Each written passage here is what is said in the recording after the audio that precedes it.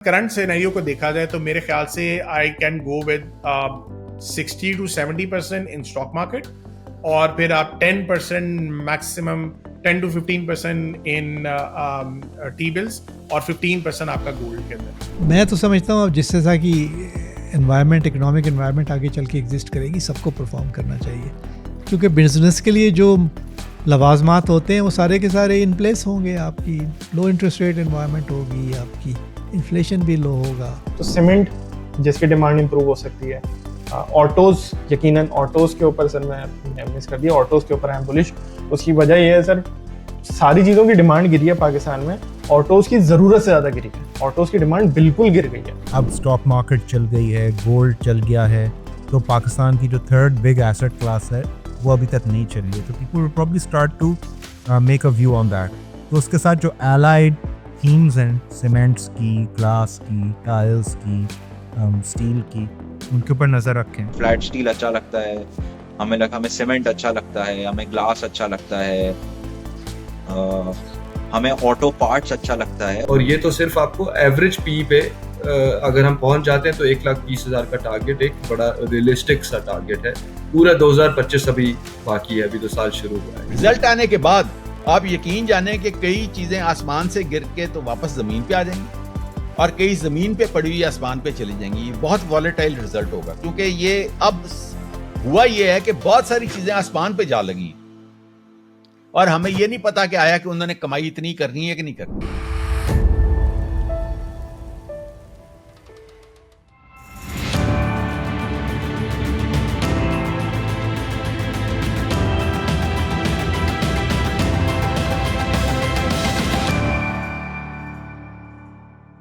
अगर आज मेरे पास 1 मिलियन रुपीज़ हैं और मैं पाकिस्तान में इन्वेस्ट करना चाहता हूँ, सो how should I invest?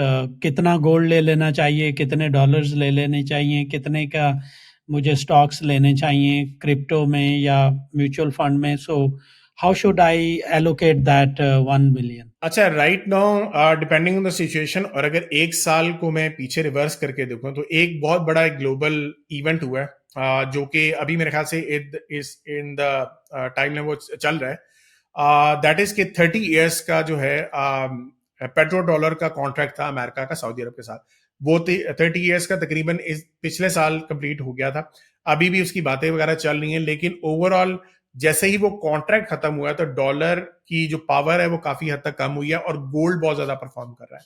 So overall gold की जो परफॉर्मेंस है, ऑल्दो गोल्ड मैंने भी अपने पोर्टफोलियो में रखा हुआ है, मैंने स्टूडेंट्स को भी सजेस्ट किया था कि आप रख सकते हो, लेकिन दिस इवेंट जैसे हुआ तो मैंने थोड़ा सा ये कहा था कि अब आपके पास गोल्ड कम से कम थोड़ा बहुत होना चाहिए। ठीक है, सो अगर करंट सिनेरियो को देखा जाए तो मेरे ख्याल से I can go with 60 to 70% in stock market, और फिर आप 10% maximum 10 to 15% in T bills, और 15% आपका गोल्ड के अंदर।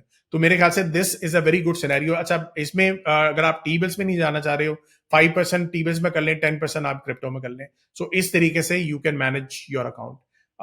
अगर आप इन शॉर्ट में कह सकता हूँ कि 60% आप कह लो स्टॉक मार्केट के अंदर, 10% आप क्रिप्टो में कर लें, 10% आपका टी बिल्स आ गया, और 10% आपका gold.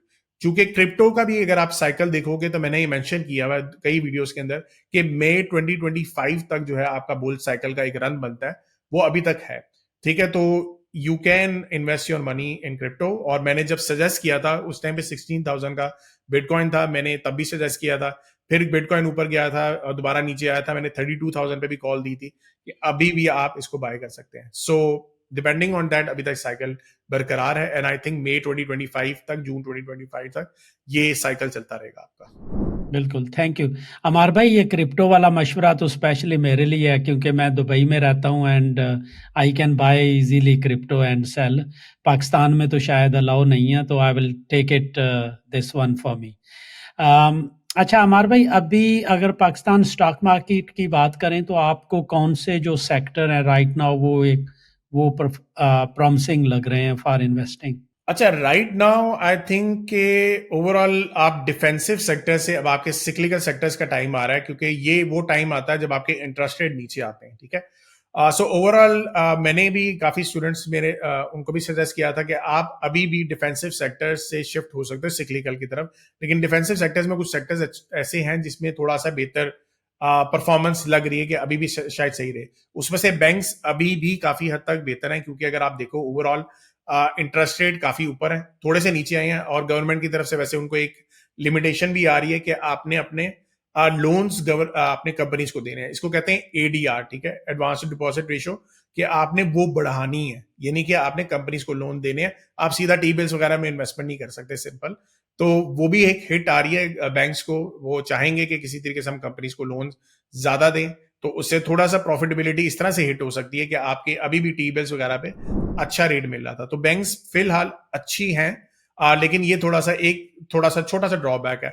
So banks is good. Fertiliser बहुत अच्छे हैं, क्योंकि ओवरऑल एग्रीकल्चर में अगर आप देखो, सो आपका पाकिस्तान के इस सेक्टर को बहुत बेनिफिट दिया जाता है। और द ई फर्टिलाइजर की गैस की प्राइसेस थोड़ी सी बढ़ा दी गई हैं।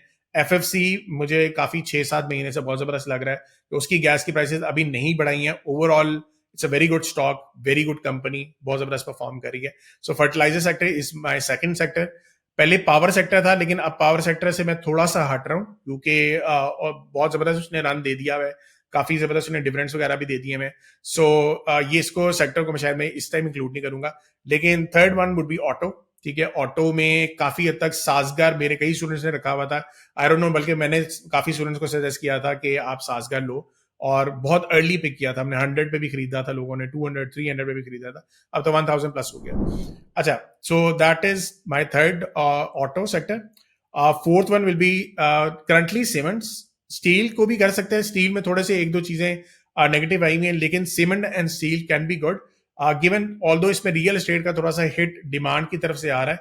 लेकिन आई थिंक कि जैसे जैसे इंटरेस्ट रेट कम होंगे, थोड़ा सा लोग घर बनाने की तरफ आएंगे, और जब घर बनाने की तरफ आएंगे तो आपकी सीमेंट्स वगैरह भी सेल होगी। So these are some sectors जो मुझे लगते हैं कि आगे आने वाले टाइम में भी कैन बी बेनिफिशियल। अगर कोई इन्वेस्टर हैं जिन्होंने अभी इन्वेस्ट करना है, तो आपके ख्याल में कौन से अभी सेक्टर इस तरह अच्छे हैं, या कौन सी कुछ कंपनीज आप समझते हैं कि आर गुड टू इन्वेस्ट? अगर किसी के पास 1 मिलियन है, एक रिटेल इन्वेस्टर है, where should he she invest now? देखिए, मैंने पहले भी कहा आपको कि मेरे लिए इंडिविजुअल स्टॉक्स पे बात करना मुमकिन नहीं होगा, लेकिन मैं एक जनरल बात आपको बता देता हूँ। वो ये कि इट लार्जली डिपेंड्स कि आपकी रिस्क प्रोफाइल क्या है एज एन इन्वेस्टर। दूसरा ये कि आप किस एज ग्रुप से हैं। अगर आप यंग हैं तो आपको ज़्यादा रिस्क लेना चाहिए और आपको ग्रोथ स्टॉक्स में जाना चाहिए। अगर आपकी एज ऐसी है कि आप रिटायरमेंट के करीब हैं, तो फिर आपको ज़्यादा रिस्क नहीं लेने चाहिए, आपको उन स्टॉक्स में जाना चाहिए जो थोड़े से डिफेंसिव हैं, जो आपको रेगुलर इनकम प्रोवाइड कर सकें। तो अगर आप किसी भी अच्छे इन्वेस्टमेंट एडवाइज़र के पास जाएंगे तो वो आपको एक एलोकेशन बना देगा, आपको आपकी रिस्क प्रोफाइल देखते हुए, आपकी सोशल प्रोफाइल देखते हुए। मेरा ख्याल है ये मिसलीडिंग होगा कि मैं यहाँ एक इंटरव्यू में ये कहूँ कि लोगों को ये करना चाहिए। Investment is a very detailed process. उस प्रोसेस से लोगों को गुजरना चाहिए। एक टेबल पर बैठकर किसी के साथ बात करें कि मेरे पास कितनी सेविंग्स हैं, वो मेरी सेविंग्स मेरे लिए कितनी इम्पॉर्टेंट है, मैंने उससे के साथ क्या करना है, मुझे उनकी कब ज़रूरत पड़ेगी, मेरी रिस्क एपिटाइट क्या है अगर मुझे लॉस हुआ, मेरी आगे की ज़रूरियात कितनी है, ताकि मैं देख सकूं कि मुझे किस किस्म के स्टॉक्स में या कैसी एसेट क्लासेस में इन्वेस्ट करना चाहिए। Investment is a very wholesome process. ऐसा नहीं है कि एक बैठ के मैं किसी को 2-4 फ़िक्रे बोल दूं और वो स्टॉक ख़रीद लें जाकर। अभी हमने फिनक्लाब पे भी बात करनी है, time is running out. Quickly अगर बताएं, आपको लगता है कि आने वाले दिनों में कुछ हमारे सेक्टर स्ट्रगल कर सकते हैं? जैसे टेक है, उसने बिल्कुल परफॉर्म नहीं किया। सीमेंट सिक्लिकल में आता है, ऑटो वगैरह, पार्ट्स वगैरह में भी, स्टील है। मैं तो समझता हूँ अब जिस तरह की इन्वायरमेंट, इकोनॉमिक इन्वायरमेंट आगे चल के एग्जिस्ट करेगी, सबको परफॉर्म करना चाहिए, क्योंकि बिजनेस के लिए जो लवाजमात होते हैं वो सारे के सारे इन प्लेस होंगे। आपकी लो इंटरेस्ट रेट इन्वायरमेंट होगी, आपकी इन्फ्लेशन भी लो होगा, थोड़ी सी इकोनॉमिक ग्रोथ भी आएगी, तो सारी इंडस्ट्रीज़ करेंगी। कुछ इंडस्ट्रीज़ ज़ाहिर है बेहतर करेंगी परफॉर्म, जिनकी की डिमांड बहुत कम हो गई थी, उनकी डिमांड जब वापस आएगी तो वो बाकी इंडस्ट्रीज़ के मुकाबले में ज़्यादा बेहतर परफॉर्म करें। जो कोई अच्छे स्टॉक्स हैं वो आप कौन से समझते हैं कि अभी अगर किसी ने इन्वेस्ट करना है या और पैसे ऐड करने हैं, सो वो किन सेक्टर्स में कौन से स्टॉक्स को देख सकते हैं, एक्सप्लोर कर सकते हैं? मुझे याद आ रहा था, मैं रात को ही बात कर रहा था अपनी बेगम से कि जब मैंने पॉडकास्ट स्टार्ट की करनी दिसंबर लास्ट ईयर में, तो मुझे अभी भी याद है कि जो ज़्यादा ऑलमोस्ट सब एक्सपर्ट्स आप जैसे कह रहे थे बैंक्स अच्छे हैं, फर्टिलाइज़र अच्छी है, हालांकि उस टाइम ट्रबल्स थी इकोनॉमी में, लेकिन फिर भी बैंक्स, फर्टिलाइज़र, इवन के मतियस फ्रॉम टुंड्रा ने फार्मा सेक्टर का कहा था, तो बहुत सारे लोग समझते थे यार ये क्या बात कर रहे हैं, क्यों कह रहे हैं। और फिर एक्सप्लोरेशन की भी बहुत सारे बात करते थे, क्योंकि एक लोगों को थी कि ये सर्कुलर डेट वगैरह ठीक हो जाएगा। तो अगर मैं देखूं फतीक भाई, बिना पढ़े बिना तैयारी किए एक्सपर्ट को सुन के जो शुरू से बताते आ रहे थे, अगर उसी सेक्टर्स में काम करते तो बहुत अच्छी रिटर्न्स मिल सकती थी। सो अभी अगर किसी ने इन्वेस्ट करना है या थोड़े से और पैसे ऐड करने हैं, तो अभी क्या स्ट्रेटजी होनी चाहिए? कौन से सेक्टर या स्टॉक आप बता दें, आप जिन पे नजर रख के बैठे हुए हैं। खैर भाई, मेरी जो अपने मैं फिनक्लाब के यूजर्स को भी सजेस्ट करता हूँ, मैं स्ट्रैटेजी पॉइंट ऑफ व्यू से तो मैं वही रेकमेंड करूंगा। वो स्ट्रैटेजी है कि play safe and simple, don't play any complicated game. ठीक है sir, play safe and simple का मतलब ये है कि सर मैं शुरू करता हूँ सिंपल फर्टिलाइजर सेक्टर से। ठीक है सर, उसकी वजह ये है कि सर डिविडेंड यील्डिंग कंपनीज हैं अच्छी खासी, एंग्रो फर्टिलाइजर और एफएफसी प्राइमरीली, इनके डिविडेंड्स अच्छे हैं।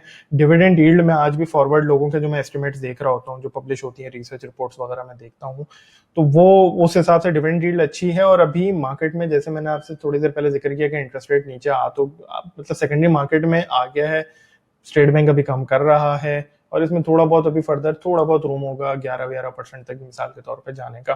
तो यहाँ पे एक रूम मौजूद है, प्लस डिविडेंड आपका आ रहा है, कंपाउंडिंग आप इसमें री-इन्वेस्टमेंट आप करते हैं। तो मैं तो प्लेन सेफ एंड सिंपल से शुरू करता हूँ। दूसरा सर, मैं DCR जरूर रिकमेंड करता हूँ रिटेल को। सर रियल एस्टेट प्रोजेक्ट है, बेहतरीन प्रोजेक्ट है, अब मेंटेन किया हुआ है क्वालिटी हो, ग्रोथ आ रही है उसके अंदर, तो डिविडेंड आ रहा है, आप उसको री इन्वेस्ट करते जाएं कॉन्स्टेंटली आप री इन्वेस्ट करते जाएं dividend. That's the idea. Play safe and simple में तो सर मैं यहाँ से स्टार्ट करता हूँ। ठीक है, बैंक्स सर बिल्कुल बढ़ सकते हैं, यहाँ से वैल्यूएशन में उनमें चीजें नजर आती हैं, बट अगर हम मुझसे पूछें तो जहाँ पे इंटरेस्ट रेट इतना अग्रेसिवली जब नीचे आ रहे हैं, तो मैं थोड़ा सा मैं जाती तौर पे मैं कॉशियस होकर मैं रेकमेंड तो कर रहा हूँ अपने लोगों को कि भाई आप यूबीएल मिसाल के तौर पे एटलीस्ट डिविडेंड यील्ड ही अच्छी है उसकी, तो कुछ हैं आप देख सकते हैं। फैसल बैंक है मिसाल के तौर पे, आप उसकी बुक वैल्यू अच्छी खासी है, उसके क्या नाम है, अर्निंग भी उसकी बहुत अच्छी है, and it's the only probably bank जिसमें एडीआर टैक्स वाला इशू नहीं है। फैसल बैंक के अंदर उसका एडीआर रेशो तकरीबन 60% है, तो वो आपने देखा होगा, वो एक चीज है। बट ज्यादा मेरा फोकस यही रहेगा कि आप फर्टिलाइजर देखिए, आप डीसीआर देखिए, सीमेंट्स में कुछ स्टॉक्स हैं उनको फॉर श्योर आप देखें। कोहार्ट सीमेंट का बहुत अच्छा रिजल्ट आया है, बाय बैक कर रहा है। पाइनियर सीमेंट ने डिविडेंड अच्छा देना शुरू कर दिया है। फौजी सीमेंट की एक्सपेंशन आई है अभी कुछ अर्सा पहले ऑनलाइन, उसके नंबर्स अच्छे आ रहे हैं। सो आप इस तरह की ये कुछ कंपनीज आप अच्छी देख सकते हैं। आप इसके अलावा आपके पास से मैं स्टील अवॉइड करता हूँ, नॉट बिकॉज के मुझे उसमें वैल्यू नजर नहीं आती, बट बिकॉज अगेन जैसे मैंने आपको बताया मैं बड़े स्ट्रिक्ट प्रिंसिपल्स के थ्रू चलता हूँ। स्टील एक इस तरह का बिजनेस है कि जिसमें मुझे रिस्क ज्यादा नजर आता है, या एक रिवॉर्ड रिस्क कॉम्बिनेशन से ही समझ नहीं आता। उसमें सर उनका फिनिश प्रोडक्ट भी इंपोर्ट पैरिटी पे प्राइस हो रहा होता है, और उनका रॉ मटेरियल भी इंपोर्ट हो रहा होता है, उनके हाथ में कुछ भी नहीं होता। सीमेंट में कम से कम प्राइसिंग पावर किसी हद तक आपके हाथ में होती है। तो इस वजह से मैं सीमेंट को रिकमेंड मतलब अवॉइड करता हूँ कि इस तरह की चीज जिसमें मेरे हाथ में कुछ नहीं है। केमिकल्स में मैं इसीलिए रिकमेंड नहीं करता, वो इंटरनेशनल प्राइसेस गिर गई, अब ये हो गया वो हो गया, आपके हाथ में कुछ नहीं होता। सो इस तरह की चीजें मेरी रिकमेंडेशन या मेरी होती है कि आप ना करें। Play safe and simple, fertilizer, cements, pharmaceuticals बिल्कुल अच्छी कंपनीज हैं। एबट है, एबट की हिस्ट्री ये है कि वो डिविडेंड पे आउट भी अच्छा करती रही है। अगर आप देखें हेलियन है, इसके अच्छे रिजल्ट्स आने शुरू हो गए। गैलेक्सो अच्छा है, दीज कंपनीज स्ट्रॉन्ग ब्रांड्स। अब गैलेक्सो है, ऑगमेंटिन वगैरह हमें पता है, these strong brands, these companies are going nowhere इंशाल्लाह। सो इस तरह की कंपनीज आप यकीनन देख सकते हैं। सो सेक्टर वाइज अगर आप मुझसे पूछेंगे तो मेरा जो स्टाइल थोड़ा वो इस तरह का है कि जैसे वहां पे फर्टिलाइजर और डीसीआर से अपने आप को क्वेश्चन दे लिया डिविडेंड वगैरह का, फिर सिक्लिकल प्ले, क्योंकि मुझे साइकिल में इंप्रूवमेंट नजर आ रही है ना, इकोनॉमिक रिकवरी मुझे नजर आ रही है, तो सीमेंट जिसकी डिमांड इंप्रूव हो सकती है, ऑटोज, यकीनन ऑटोज के ऊपर सर मैं मिस कर दिया, ऑटोज के ऊपर आई एम बुलिश। उसकी वजह यह है सर, सारी चीजों की डिमांड गिरी है पाकिस्तान में, ऑटोज की जरूरत से ज्यादा गिरी है, ऑटोज की डिमांड बिल्कुल गिर गई है मतलब। और उसके बावजूद आप उनकी प्रॉफिटेबिलिटी देखें किस तरह की आ रही है, ऑल टाइम हाई जैसे नंबर आ रहे हैं। तो ये जब यहाँ से डिमांड रिकवर होगी, जो कि होगी, हमेशा ही होता है सर, एक रिग्रेशन टुवर्ड्स द मीन होता है, हिस्ट्री में भी गिरी है और फिर आपकी रिकवरी आती है, जब आएगी तो यहाँ पे अर्निंग्स बढ़ेंगे। अ lot of people have concerns over competition. लोग कहते हैं कि मुझे किसी ने कहा कि यार ये तो गाड़ियों की प्राइसेस गिर जाएंगी क्योंकि कंपटीशन आ रहा है। तो गाड़ियां जो हैं वो लाइफस्टाइल प्रोडक्ट हैं, वो कोई कमोडिटी नहीं है कि मैं प्राइस तोड़ तो मैं इस तरीके से बेचना शुरू कर दूं। मैंने उसको परमानेंटली उसकी प्राइस तोड़ दी, उसकी डिमांड गिर जाएगी और लोगों उसकी वैल्यू खत्म हो जाएगी, इंफीरियर प्रोडक्ट बन जाएगा। गाड़ी लाइफस्टाइल प्रोडक्ट होता है आपका। तो वहां पे अभी भी आप देखें प्राइस कंपटीशन ऐसे नहीं हो रहा, वो तो एनिवर्सरी करके छोटा मोटा करके ये लोग प्राइस कट अनाउंस करते हैं, फिर उसको खत्म भी कर देते हैं। इनको पता ही है सस्टेनेबल इस तरीके से हम नहीं कर सकते और ना मार्जिन उसको इस तरीके से सपोर्ट कर सकते हैं। प्लस फिर दूसरे लोग कहते हैं कंपटीशन आ रहा है उसमें क्या होगा, तो सर कंपटीशन में डिमांड ग्रोथ यहाँ से जितनी आनी है ना सर, कार्स प्लस एसयूवीज का जो डेटा है वो सिर्फ 80,000 गाड़ियां बिकी थी आपकी FY24 के अंदर। ये मीन है सर 1,70,000 का। अगर ये 1,30,000 पे भी चला गया ना अगले 2 साल के अंदर, 50,000 गाड़ियों की एडिशनल डिमांड आनी है सर, सारे खप जाएंगे, जितने नए आ रहे हैं ना सब खप जाएंगे इसके अंदर। ये मेरा तो ये थीसिस है सर। तो ऑटोज मुझे पसंद आते हैं, सीमेंट मैंने आपको बता दिया, फार्मा मुझे पसंद आता है, कुछ कंज्यूमर हैं जैसे Colgate is doing an amazing job. So इस तरह की आप चीजें देख सकते हैं ना।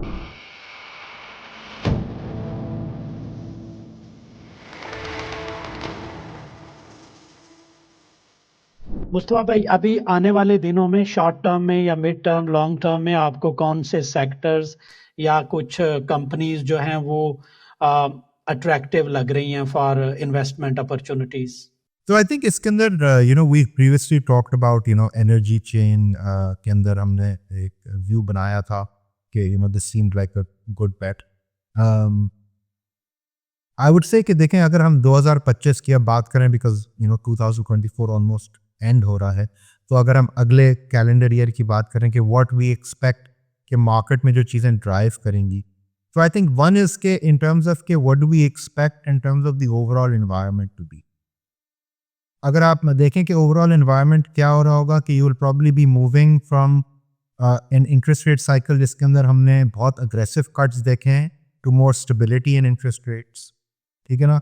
We will probably be seeing कि जी जो डिमांड के इंडिकेटर्स हैं या जो सेल्स के इंडिकेटर्स हैं फॉर डिफरेंट इंडस्ट्रीज, वो ग्रेजुअली थोड़े से इम्प्रूव होते जाएंगे एज इन्फ्लेशन जो है वो स्टेबलाइज होती है and people start to recover some portion या percentage of their purchasing power जो उन्होंने पिछले 2-3 सालों में लूज करी थी, और वो थोड़ा सा कैचअप करना शुरू करेंगे विद प्राइसिंग। तो उनकी जो डिस्पोजेबल इनकम्स ग्रेजुअली थोड़ी सी बढ़ेंगी, तो आपको एक जो ग्रोथ का एलिमेंट जो है इन डिफरेंट सिक्लिकल इंडस्ट्रीज वो आपको थोड़ा सा मिलेगा।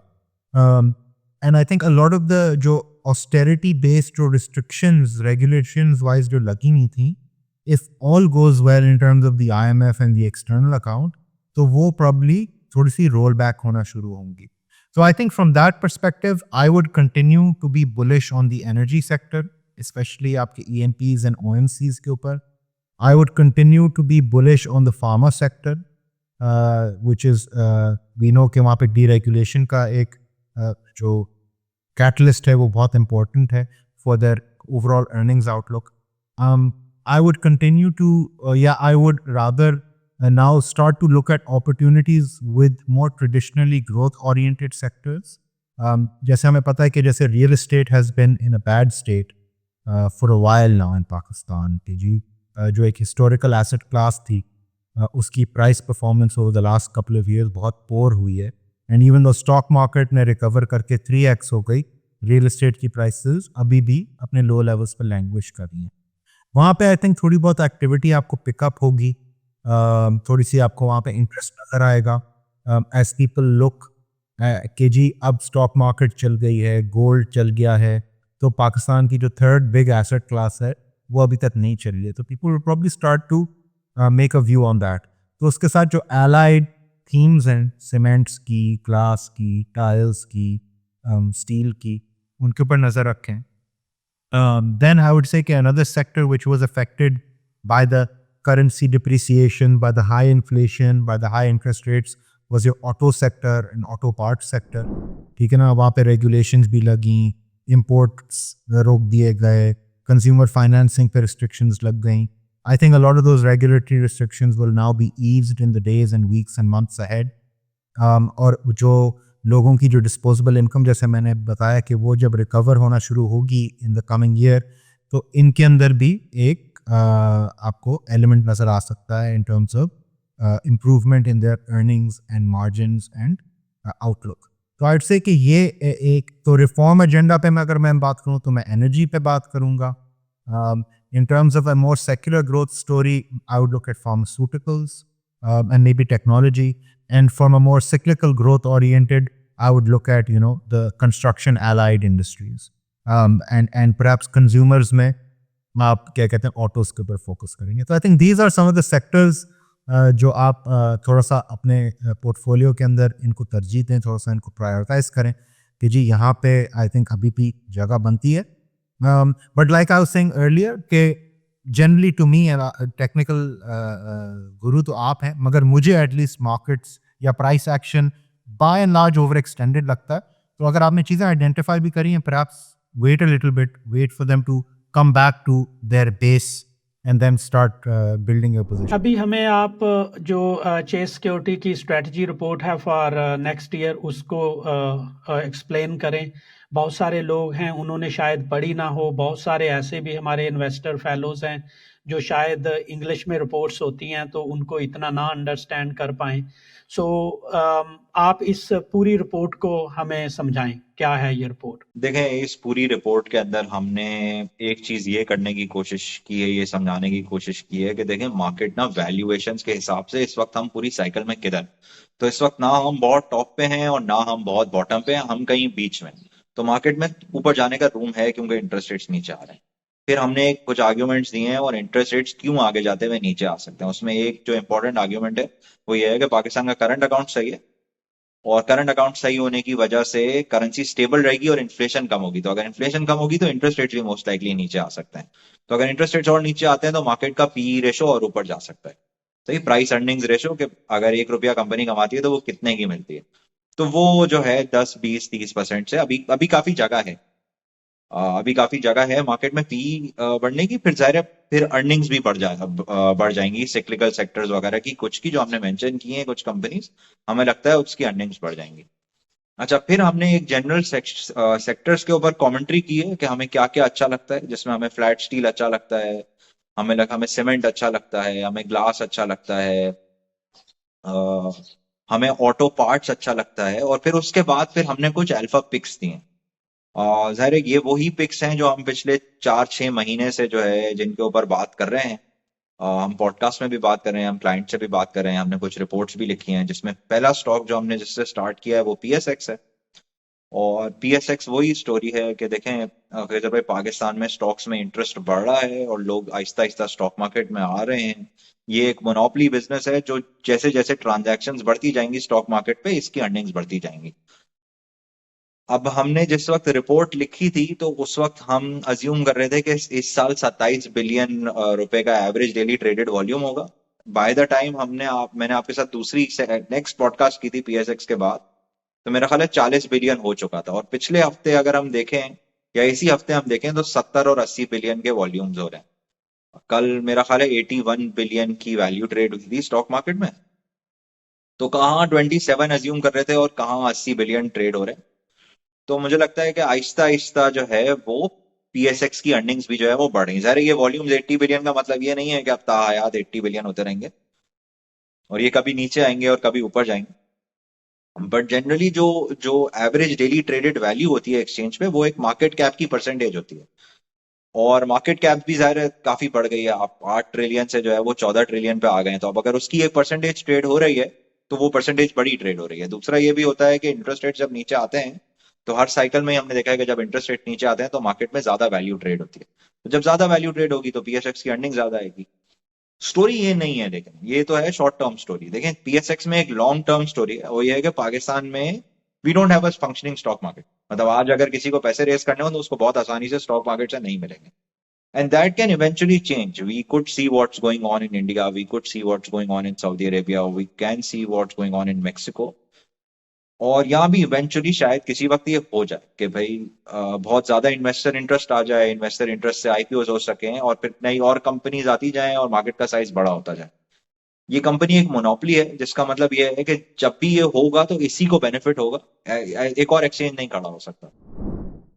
और फिर दूसरा जो इस बिजनेस की सबसे खूबसूरत बात है वो ये है कि देखें 27 बिलियन का वॉल्यूम 80 बिलियन हो गया। अगर सीमेंट में डिमांड 22 मिलियन टन से 87 मिलियन टन हो जाएगी ना, बहुत ज्यादा कैपेक्स करना पड़ेगा। कोई भी और बिजनेस होगा ना, इतनी डिमांड बढ़ेगी तो कैपेक्स बहुत करना पड़ेगा। PSX needs to do no capex, PSX needs to do no खर्चा। वॉल्यूम्स यहाँ से दोबारा भी कल सुबह से डबल हो जाए तो कोई पैसे नहीं चाहिए PSX को, तो PSX can pay out most of these earnings. तो ये एक वजह है कि this is a very beautiful business. It is also a lot more expensive than the rest of the companies in the market, but it's expensive for a reason. It's expensive because it's a very high quality company, it's a monopoly, and because they don't need cash and they can pay out all of the cash. तो आप देखेंगे कि ये आप 15-16 times earnings पे हो गया। Most likely earnings ही बढ़ जाएंगी तो फिर उसको अर्निंग्स बढ़ने के बाद इतना महंगा नहीं लग रहा होगा, बट आप देखेंगे कि आपको कोलगेट भी 19-20 टाइम्स अर्निंग्स से मिल रहा है, आपको नेस्ले भी 19-20 टाइम्स से मिल रहा है, PSX आपको 15 टाइम्स से मिल रहा है। तो जितनी बहुत अच्छी क्वालिटी की कंपनीज होती हैं जिनका रनवे बहुत लंबा होता है, उनमें आप मोस्टली नोटिस करेंगे कि पी रेशियो ज्यादा होते हैं। तो PSX में भी जो है वो यही हो सकता है। हमने जिस वक्त रिपोर्ट लिखी थी उसके बाद से तो the stocks up quite a bit, but we feel it should still make space in somebody's long term portfolio. Position sizing हम लोग बार बार बोलते हैं कि पोजीशन साइजिंग को कंट्रोल में रखें। 5-10% से ऊपर अगर आप रिटेल इन्वेस्टर हैं और आप बहुत ज्यादा नहीं समझते हैं चीजों को, तो 5% से ऊपर या 10% से ऊपर अपनी किसी भी पोजीशन को ना लेके जाएं। तो देखें, एक तो हमने उसके अंदर PSX पे बात की, फिर एक कंपनी पे हमने बात की लोड्स लिमिटेड। लोड्स हमने आपकी पिछली पॉडकास्ट में भी डिस्कस किया था। लोड्स एग्जॉस्ट सिस्टम्स बनाता है, रेडिएटर्स बनाता है गाड़ियों के। तो हमें लगता है कि जिस वक्त जो है वो गाड़ियों की डिमांड वापस पिकअप करेगी, which could be in the first quarter of 2025, तो आहिस्ता आहिस्ता इस कंपनी की भी अर्निंग्स आनी शुरू हो जाएंगी और सेल्स आनी शुरू हो जाएंगी। फिर इसकी मैनेजमेंट ने जो है वो अभी लास्ट एनालिस्ट ब्रीफिंग में कहा है कि इनका जो एलॉय व्हील्स का प्लांट है वो ये सेल करने की कोशिश करें, तो जब वो प्लांट बेच देते हैं तो उसके बाद कंपनी के लिक्विडिटी इश्यूज भी रिजॉल्व हो जाएंगे। जब लिक्विडिटी इश्यूज रिजॉल्व होंगे तो सेल बढ़ाना काफी आसान होगा। तो मैनेजमेंट ने खुद जो एस्टिमेट दिए कि 7 बिलियन की सेल हो जाएगी, मार्जिन कांस्टेंट रहेंगे। तो मैनेजमेंट के एस्टिमेट्स को देखते हुए ही लगता है कि this company can do well over the next 1 to 3 years depending on the economy. This is going to be cyclical. अगर गाड़ियां नहीं बिकेंगी तो loads is not going to do well, but हमें लगता है कि आप आहिस्ता आहिस्ता the economy will recover and गाड़ियां बिकनी शुरू हो जाएंगी। दूसरा जाहिर है इसके अंदर एक बहुत ज्यादा ख्याल ये भी रखना है कि आपका पूरा पोर्टफोलियो जो है वो सिक्लिकल और डिमांड की तरफ टिल्ट ना हुआ हो, ताकि खुदा ना खास्ता अगर हालात खराब हो गए तो आपका पूरा पोर्टफोलियो उस तरीके से टिल्ट, पूरा पोर्टफोलियो एक ही तरह की चीजों में ना हो। अच्छा, फिर हमने एक कोलगेट रेकमेंड किया है। कोलगेट, सबको पता है कि कोलगेट ने पिछले 4-5 साल में क्या किया है। आई वुड सजेस्ट कि सब लोग कोलगेट के पिछले 5 साल की परफॉर्मेंस देखें और सबको नजर आएगा कि there has been major jumps in earnings. Stock slightly expensive then जो हमारी आदत होती है नॉर्मली 5-6-7-8 टाइम अर्निंग्स पर खरीदने के लिए, but it's a very high quality company that pays out most of its earnings and its return on equity is also very high. So this is a company that can grow really large over the long term. बहुत लंबा runway है इसके। जो products हैं उनकी demand Aahista Aahista बहुत बढ़ सकती है पाकिस्तान में। अच्छा, फिर हमने एक कंपनी सजेस्ट की है, Ghani chemical industries limited. Ghani chemical industries limited में इंडस्ट्री में मेजर 2 प्लेयर हैं, पाक ऑक्सीकेम और Ghani chemicals.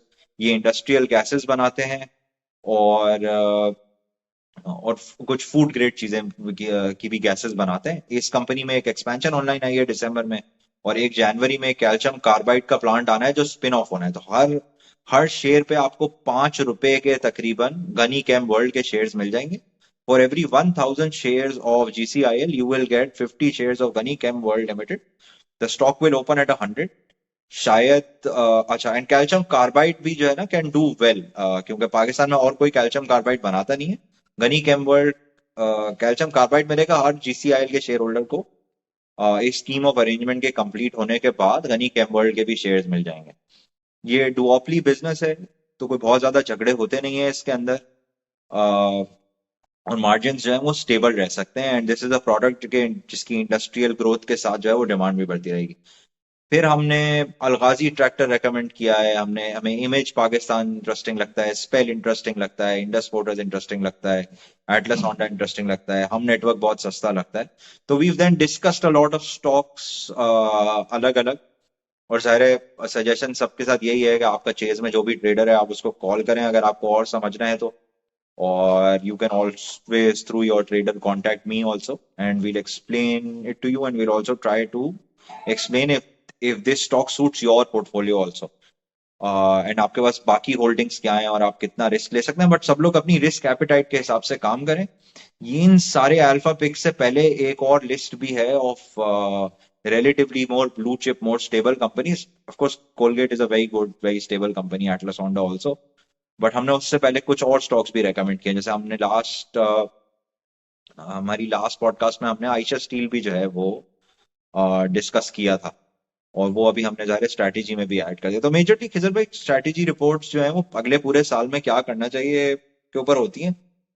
From time to time ज़ाहिर we also change opinions and we write on them, और कोशिश यही होती है कि हम जो सोच रहे हैं इस वक्त अगले साल और अगले 5 साल और अगले 10 साल के बारे में, उसको एक पेपर पे ले आए। तो उसके लिए एक एफर्ट की थी। आई होप सबको पसंद आई होगी। अगर किसी ने नहीं पढ़ी है तो चेज की वेबसाइट पे भी अवेलेबल है, खिजर भाई की वेबसाइट पे भी अवेलेबल है, देखें, पढ़ें, कमेंट करें, हमें भी बताएं। कोई सवाल हो तो खिजर भाई को भी भेज सकते हैं, कोई सवाल हो तो मुझे भी ट्विटर पे भेज सकते हैं या मुझे ईमेल भी कर सकते हैं।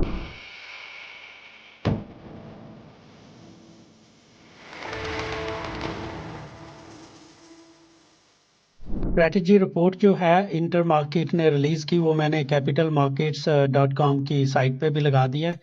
और रज़ा साहब, उसमें आपने मेंशन किया है कि 225 का जो मार्केट का टारगेट है वो 1,30,000 है। इसके पीछे रैशनल बता दें, कौन से ऐसे फैक्टर्स हैं जो आप समझते हैं कि विल टेक अस टू 130,000? फिर साहब इसकी तमहीद में इस तरह बांधूंगा कि लास्ट ईयर जो इंडेक्स का टारगेट था एट द टाइम, जैसे आपने कहा कि आप भी कह रहे थे कि मुश्किल लग रहा है 85,000 और फिर lakh, but I think it was easier to call then, it was an easier call to make last year, in the sense के देखें जब इकोनॉमी स्टेबलाइज हो रही है और इंटरेस्ट रेट हमारे ऑलरेडी ऑल टाइम हाइस पर हैं और इन्फ्लेशन ऑलरेडी इस तरह की पाकिस्तान में देखी नहीं गई है, तो जब स्टेबलाइजेशन आएगी तो नेचुरली ये चीज़ें नॉर्मलाइज होंगी, तो बाजार की वैल्यूएशंस ने भी नॉर्मलाइज करना था। जब interest rates all time high पे थे तो बाजार का पीई वैल्यूएशन या दीगर जो आप इस्तेमाल करते हैं to value stocks and the index, वो भी नियर ऑल टाइम लोज ही थे। तो इसमें हमारे सामने एग्जाम्पल्स भी मौजूद थे। हमसे पहले श्रीलंका एक, वो तो एक्चुअली डिफॉल्ट के उसमें मुंह में चला ही गया था, वहाँ भी हमने देखा कि जी इन्फ्लेशन वहाँ तो 70% हो गई थी, वहाँ से वो सिंगल डिजिट में आई, तो इंटरेस्ट रेट्स वहाँ भी जो ऊपर थे वो नीचे आए, वहाँ की मार्केट ने भी परफॉर्म किया। तो इट वाज हमारे सामने एक ताज़ा एक केस तैयार था कि जी यही लग रहा है कि पाकिस्तान में भी होगा। तो अभी भी जो इंटरेस्ट रेट साइकिल है वो पूरी तरीके से नॉर्मलाइज नहीं हुआ, तो 22% से हम 13% पे आए हैं। बज़ाहिर तो लग रहा है कि बहुत और आए भी है नीचे, 900 बेसिस पॉइंट नीचे आना इन लेस देन 6 मंथ्स ये कोई छोटी या मामूली मॉनेटरी ईजिंग तो नहीं है, लेकिन अभी भी अगर आप पिछले आप 20-25 साल का हिस्ट्री देखें पाकिस्तान में, तो इस इंटरेस्ट रेट सुपर साइकिल से पहले 15% पाकिस्तान का एटलीस्ट दिस सेंचुरी हाई था। उससे 90s में चले जाएं तो आपको 19-20% के इंटरेस्ट रेट नजर आएंगे, लेकिन ये 2008-9 में हम जब ग्लोबल फाइनेंशियल क्राइसिस आया था, जो बड़ा क्राइसिस माना जाता है आज भी, उस वक्त भी हम 15% इंटरेस्ट रेट पे जाके ठहर गए थे। तो अभी भी अगर हम 13 पे हैं तो 13 कोई कम इंटरेस्ट रेट नहीं है, even in the context of Pakistan history. तो 2025 में जो इंडेक्स का टारगेट की बेसिस है 1,30,000 पॉइंट, वो महज ये है, it's a very simple argument, कि अभी tail end of the interest rate cycle अभी है बाकी। शायद सिंगल डिजिट इंटरेस्ट रेट्स ना हो, लेकिन ज़रूर हम 11% तक शायद जा सकते हैं 2025 से। पिछले 10 साल का जो एवरेज पॉलिसी रेट है पाकिस्तान में वो 10.5% है। तो अगर हम उसकी तरफ जा रहे हैं तो ऑल एल्स द सेम हमारी जो इक्विटी मार्केट की वैल्यूएशंस हैं उनको भी पिछले 10 साल के एवरेज तक जाना चाहिए, जो कि तकरीबन 7.5 टाइम्स है। और अभी भी हम अबाउट 6.5 कुछ बिटवीन 6.5 एंड 7 टाइम्स पीई पर हैं। तो जैसे जैसे interest rates long term mean की तरफ कन्वर्ज करेंगे वैसे ही इक्विटी मार्केट की वैल्यूएशंस अपने लॉन्ग टर्म मीन की तरफ रिवर्ट करेंगी, जिसका काफी हद तक हिस्सा ऑलरेडी हो चुका है, अब टेल एंड है। तो अगर हम अभी अगर आप वही देख लें कि जी अगर हम आज हम बात कर रहे हैं 1,15,000 के करीब है बाजार, 1,14,000 1,15,000, तो अब 1,30 पे इतना दूर तो है नहीं, इट्स मेरली 10 to 15% रिटर्न। तो वो सिर्फ बेस केस है हमारा, जो सिर्फ मॉनेटरी ईजिंग का टेल एंड ही हमें वहां तक पहुंचा देना चाहिए without doing much of anything. जो मैंने बात करी कि जी साइकिल को लंबा करना है और बहुत चीजें करनी है, उसके बगैर भी हम मीन रिवर्ट कर लेंगे। और ये तो सिर्फ आपको एवरेज पी पे अगर हम पहुंच जाते हैं तो 1,30,000 का टारगेट एक बड़ा रियलिस्टिक सा टारगेट है। पूरा 2025 अभी बाकी है, अभी तो साल शुरू हुआ है। बट ऑफ कोर्स उससे ऊपर भी गुंजाइश है, but more needs to be done. मेरा अगला क्वेश्चन है अबाउट सेक्टर्स। कौन से ऐसे सेक्टर्स हैं जो कि 2025 में अच्छा परफॉर्म करेंगे? इससे पहले कि आप बताएं, मैं थोड़ा सा बैकग्राउंड देना चाहता हूं कि ये क्वेश्चन मैं क्यों पूछना चाहता हूं। सबसे पहले तो पूरा जो पिछले साल पॉडकास्ट मैंने की थी उनमें मैं ज़रूर पूछता था गेस्ट से कि आपके ख्याल में अभी आने वाले दिनों में कौन से सेक्टर्स जो हैं वो चलेंगे, कौन सी कंपनीज देखनी चाहिए। सो अभी आई थिंक 2-3 महीने पहले मैंने सारी पॉडकास्ट से वो एक एक क्वेश्चन सब गेस्ट का निकाला, उनका आंसर निकाल के एक पैकेज बना के उसको पॉडकास्ट रिलीज की। वो ज़्यादा लोगों ने देखी है। अभी मैंने जो एक क्वेश्चन अबाउट मार्केट के बारे में पूछ के लगाया, उसमें शायद इंटरेस्ट इतना नहीं था लोगों का शायद। लेकिन जब मैंने वो वीडियो सुनी दोबारा about sector, so I was also amazed कि किस तरह पिछले साल दिसंबर से आप लोगों ने, जो एक्सपर्ट्स थे, उन्होंने बताना शुरू कर दिया था कि भाई ये सेक्टर चलेंगे, बैंक्स चलेंगे, फर्टिलाइजर चलेगा, इस तरह दूसरी चीज़ें चलेंगी। और वो सेक्टर फार्मा का बता रहे थे। आई स्टिल रिमेंबर मतियस ने भी कहा था कि फार्मा, तो मैं सोच रहा था फार्मा तो पिट चुका है, अभी फार्मा क्यों मतियस बता रहा है। लेकिन उसके बाद बड़ी अच्छी रैली दी है। इसके अलावा अभी रिसेंटली मैं एक्टिवली यूएस मार्केट में करता हूँ, इन्वेस्ट स्टॉक्स में, और मैं फंड्स भी देख रहा था। तो ट्रंप के आने के बाद बहुत सारे लोग बातें कर रहे थे सेक्टर्स की, ट्रंप ट्रेड्स की कौन सी चलेंगी। तो वहाँ पे लर्न किया कि न्यूक्लियर एनर्जी वगैरह की डिमांड होगी, फिर आईटी में जो डीरेगुलेशन होगी, फिर बैंक्स का। सो एज एन इन्वेस्टर इस चीज़ ने मुझे बड़ा हेल्प किया है कि अगर मुझे आइडिया हो कि इस साल ये सेक्टर चलेंगे और उसमें फिर मैं अपनी पोजीशन बनाऊं। सो आप हमें गाइड करें, sorry for long intro, guide करें कि इस साल में या आने वाले दिनों में कौन से ऐसे सेक्टर्स हैं जिन पे हमें थोड़ा सा ओवरवेट रहना चाहिए। 2024 का आपने हवाला दिया। इनफैक्ट मैं देख रहा था most of the all of the major sectors on the KSE 100 सबने पॉजिटिव रिटर्न ही दिया अक्रॉस 2024। तो that was I think bit unusual to see कि एक भी मेजर सेक्टर ऐसा नहीं था जिसने एक डिक्लाइन दिया। नहीं, बहुत सारी थीम्स हैं I think that will go into 2025। I think one will be energy. I think हमने बहुत सारी चीज़ें एनर्जी साइड पे अचीव करी हैं, और अगर आप कंपनी से अभी बात करें तो आई थिंक इनकी जो कैश फ्लो फ्रॉम ऑपरेशंस हैं या जो कैश फ्लो सर्कुलर डेट है वो काफ़ी हद तक एड्रेस हुआ है। And you know what we are seeing is के अब कैश फ्लो और ऑपरेशंस और ईपीएस, रिपोर्टेड ईपीएस में इतना गैप है नहीं for our even our state owned oil and gas exploration firms. तो because of circular debt, because of cash flow issues, ये बड़े डिस्काउंटेड मल्टीपल्स पे चलते थे। But if you go back in time तो ये एक बड़ा मेजर सेक्टर होता था, अभी भी है, लेकिन इसका बहुत बड़ा वेट होता था KSE 100 पे ऑयल एंड गैस एक्सप्लोरेशन का। तो इनका जो वैल्यूएशंस मल्टीपल होते थे वो मार्केट की मल्टीपल से ज़्यादा दूर नहीं होते थे हिस्टोरिकली। तो अगर अभी भी ये थोड़े से डिस्काउंट पे ही चल रहे हैं to the market and we are still seeing के मार्केट के पीई में एक गुंजाइश है टू इंक्रीज, तो आई थिंक के थोड़ा सा ये तो नॉर्मल वो बढ़ेंगे, री रेटिंग होगी, लेकिन थोड़ा जब आप देखेंगे कि जी पे आउट्स भी होपफुली बेहतर होंगे, तो I think the energy side उसमें ट्रिगर्स भी होंगे। रिकोडेक इज समथिंग जो एक फ्लैगशिप एक है for the government to achieve, उसमें भी आपको थोड़ी सी इनमें बेहतरी नजर आएगी या इनका एक्सपोजर है उससे। तो I feel the energy stocks are at least the oil exploration stocks, वो हमें थोड़े से लगते हैं कि that could have triggers and उसमें आई थिंक बेहतरी हो सकती है। बाकी आई थिंक सर्टन स्टॉक्स जो अभी भी हाई डिविडेंड यील्ड दे रहे हैं, हम थोड़ा सा स्पॉइल हो गए हैं with dividend yields, but I remember when we were starting our career तो 7-8% डिविडेंड यील्ड एक बहुत अच्छा डिविडेंड यील्ड समझा जाता था। I mean just to give an example, मतलब अगर आप यूएस से ही कंपेयर कर लें, अगर आपकी करेंसी स्टेबल है तो वो तो फिर 7-8% डिविडेंड यील्ड के लिए हंसते खेलते हुए आएगा foreign investor, right? I mean just to give an example, तो यहाँ तो अभी भी सेवरल स्टॉक्स हैं जो डबल डिजिट डिविडेंड यील्ड्स दे रहे हैं। उसमें बहुत सारे बैंक्स शामिल हैं, उसमें selected private sector oil companies मौजूद हैं, फर्टिलाइजर अभी भी डबल डिजिट डिविडेंड यील्ड्स। ये तो मैं वही कहूँगा कि safety first, for the safety first investor जो stocks double digit dividend yield दे रहे हैं, तो सामने सामने आपके कि जी that is a good sort of return right there.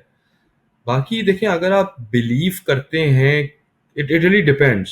2025 में मैंने आपको 2 केस दे दिए ना कि जी एक केस है कि जी सिंपल वैल्यूएशन मीन रिवर्जन होगी, तो stick to your high dividend yields and reform stories जो कि एनर्जी में आपको शामिल होगी। लेकिन अगर आप ये बिलीव करते हैं कि वाकई ये रिफॉर्म्स डिलीवर हो जाएंगे और इकोनॉमी एक सस्टेनेबल ग्रोथ की तरफ जाएगी, तो नेचुरली होगा ये कि जी थोड़ी सी जिन सेक्टर्स की डिमांड पिटी हुई है वो बेहतर हो जाएगी। ठीक है, तो अभी कुछ सेक्टर्स जो बहुत लो कैपेसिटी यूटिलाइजेशन या लो डिमांड पे ऑपरेट कर रहे हैं, उसमें कंस्ट्रक्शन सेक्टर आ जाता है जैसे कि सीमेंट या स्टील, या फिर ऑटोज आ जाते हैं। ठीक है, तो वो ऑटोज में एक और थीम भी है कि बहुत सारे ऑटो न्यू असेंबलर्स आए थे in the last few years, जिनको कुछ सालों के लिए कंसेशनरी ड्यूटीज थी, तो वो अब ख़त्म हो रही हैं, तो वो फिर लोकलाइज करेंगे। तो ऑटो पार्ट मैन्युफैक्चरर्स जो लोकल हैं उनको के पास शायद थोड़ा सा डिमांड बढ़ जाए। So it really depends. अगर आपको लगता है कि ये political stability and economic stability is here to stay, तो फिर ज़्यादा रिटर्न शायद सिक्लिकल सेक्टर्स में हो, such as cements, such as autos. अगर आपको लगता है कि नहीं, that is too much to hope for और पाकिस्तान वैसे ही चलेगा जो पहले चलता रहा है, then it's better to be on the defensive side और आप एनर्जी और बैंक्स फर्टिलाइजर में रहें। So it really depends what your risk appetite is and how what your outlook is.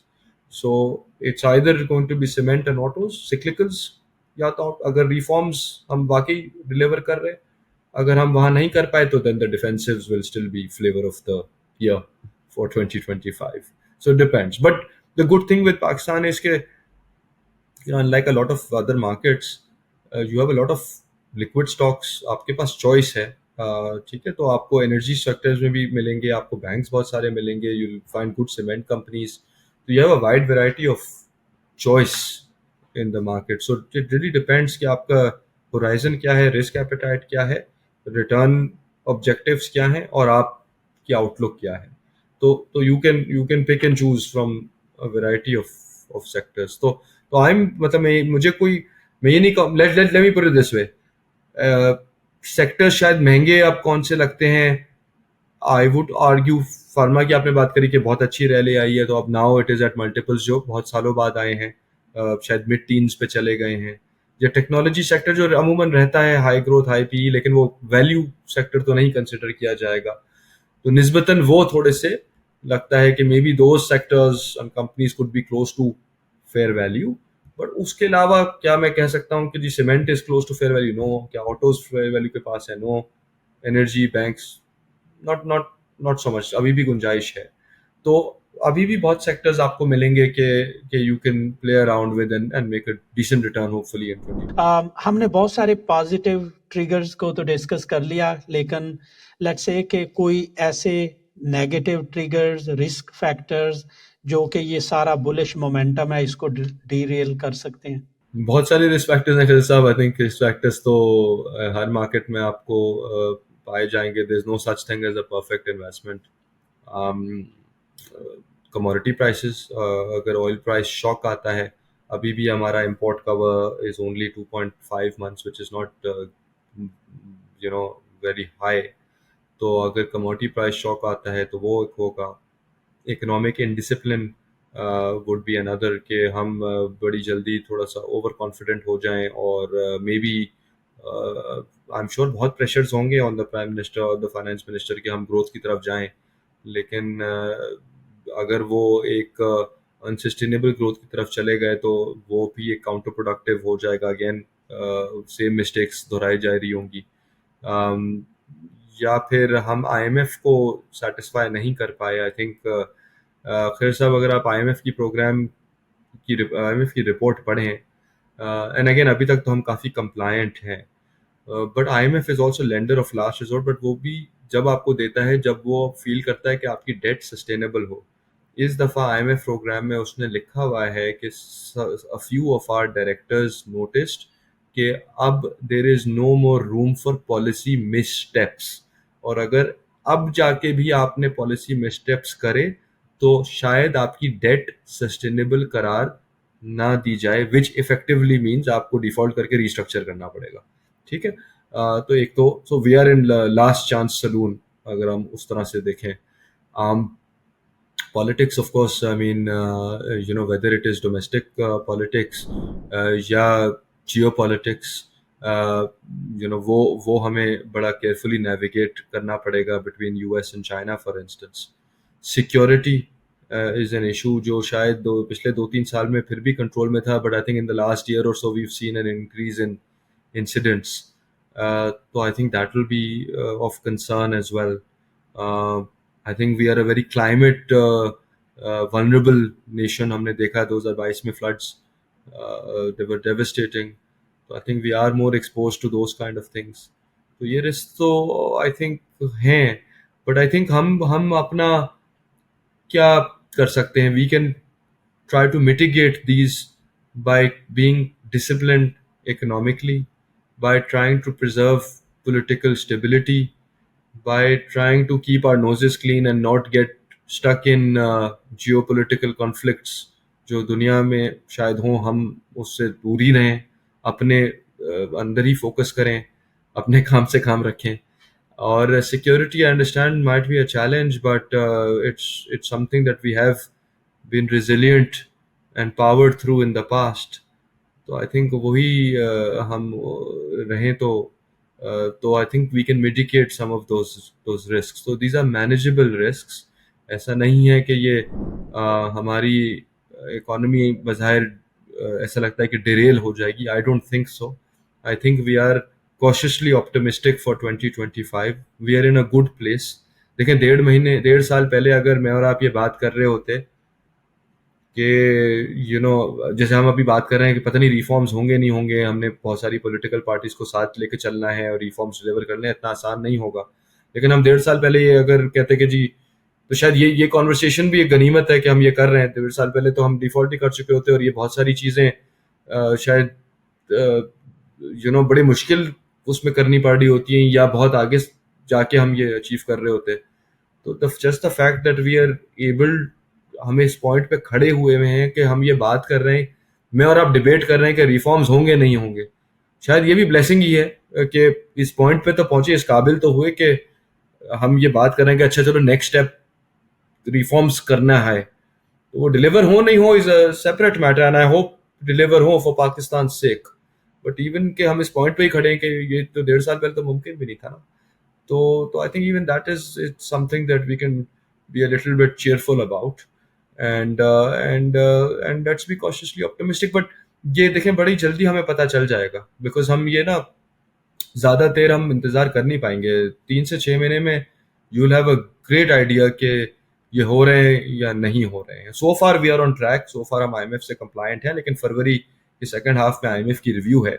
Late us see what they say. कुछ चीज़ें हमने miss भी करी हैं, टैक्स का टारगेट हमने मिस किया है, या कुछ और रिफॉर्म्स हमने उनकी डेडलाइंस शायद करीब हैं, we have to deliver very quickly.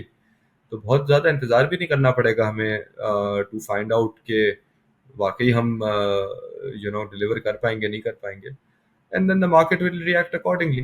अभी हम चेरिश भी कर रहे हैं, बहुत सारे नए अकाउंट्स ओपन हो रहे हैं, 10,000 मंथली ओपन हो रहे हैं। सो आपकी क्या एडवाइस होगी? बहुत सारे लोग जो हैं फेलो इन्वेस्टर, वो मुझसे भी कॉल बुक कर लेते हैं थ्रू mentoringforcause.com की साइट से, just a one on one discussion के क्या करना चाहिए, आई वांट टू इन्वेस्ट। सो आपकी क्या एडवाइस होगी, या मुझे उनको क्या मशवरा देना चाहिए, those who want to start investing now in Pakistan stock market? जी, आई थिंक डेफिनेटली अच्छे ब्रोकरेज फर्म्स की रिसर्च पढ़ें और अंडरस्टैंड करें। maybe look at more of the blue chip stories, blue chip stocks. KC30 is a good starting point. Dividend yield को देख लीजिए, अगर वो डबल डिजिट है, अच्छी डिविडेंड यील्ड है, उसकी स्टेबल हिस्ट्री है, तो वो एक मार्जिन ऑफ सेफ्टी वहाँ से ही बिल्ड इन हो जाता है। बाकी है कि नेचुरली हम ये अज्यूम करते हैं कि ये जो नए अकाउंट्स खुल रहे हैं, lot of these investors will be savvy और ये ऐप खोलेंगे और खुद ही खरीद लेंगे, लेकिन I think they will need hand holding in the beginning, and good brokerage houses will have traders assigned to you.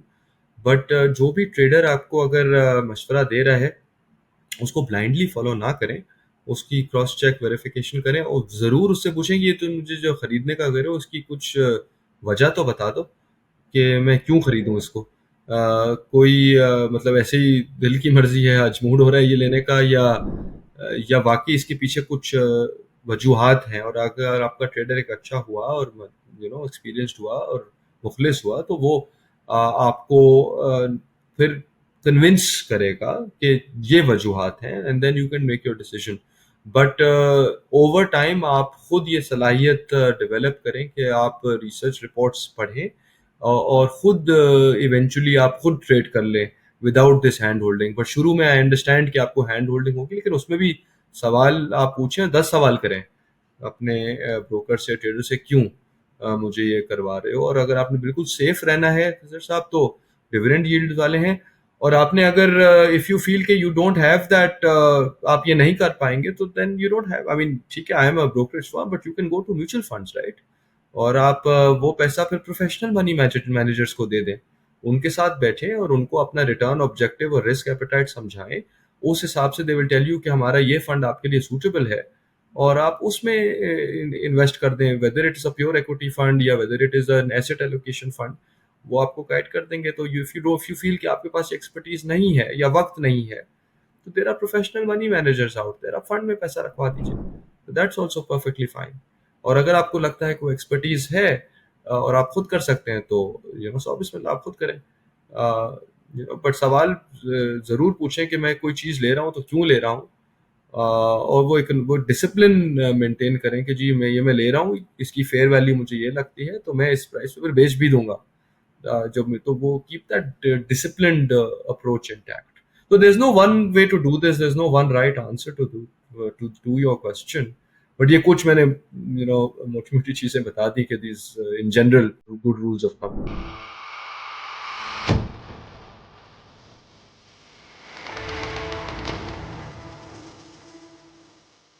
कोई ऐसे आपके टॉप ऑफ माइंड हैं कुछ स्टॉक्स वगैरह जो आपको अच्छे लग रहे हैं आजकल?